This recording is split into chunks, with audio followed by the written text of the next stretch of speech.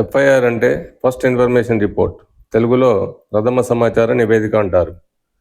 నేరానికి సంబంధించిన సమాచారాన్ని పోలీసుకు ప్రప్రథమంగా చేరుకోవడం అన్నమాట. ఎఫ్ఐఆర్లో నేరానికి సంబంధించిన ఆరోపణలు మాత్రమే ఉంటాయి. అది దర్యాప్తు చేయడానికి మొదటి మెట్టు లాంటిది. కొన్ని సమయాల్లో కంప్లైంట్ ఇచ్చిన వ్యక్తి ఏస్టి మూడ్లో ఉండొచ్చు, యాంగ్జైటీలో, హర్రీబరీలో ఉండి పూర్తి సమాచారాన్ని ఇవ్వకపోవచ్చు, లేదా గోరంతదాన్ని కొండంత చేసి చెప్పవచ్చు. అంటే ఫ్యాక్ట్స్ ఎగ్జాజరేషన్ చేసి ఉండవచ్చు. ఎఫ్ఐఆర్లో అన్ని డీటెయిల్స్ ఉండాల్సిన అవసరం కూడా ఉండదు. పోలీస్ దర్యాప్తులో అట్టి నేరారోపణలను రుజువు చేసి సాక్ష్యం లభించినట్లయితే ఛార్జ్షీట్ తయారు చేసి కోర్టుకు సమర్పిస్తారు. అప్పుడు కోర్టులో కేసు నడుస్తుంది. ఒకవేళ దర్యాప్తులో నేరం జరగలేదని తేలితే మిస్టేక్ ఆఫ్ ఫ్యాక్ట్ కింద క్లోజ్ చేస్తారు. సాక్ష్యం లభించకుంటే లాక్ ఆఫ్ ఎవిడెన్స్ కింద క్లోజ్ చేస్తారు. ఇది సివిల్ అని తేలితే సివిల్ నేచర్ కింద క్లోజ్ చేస్తారు.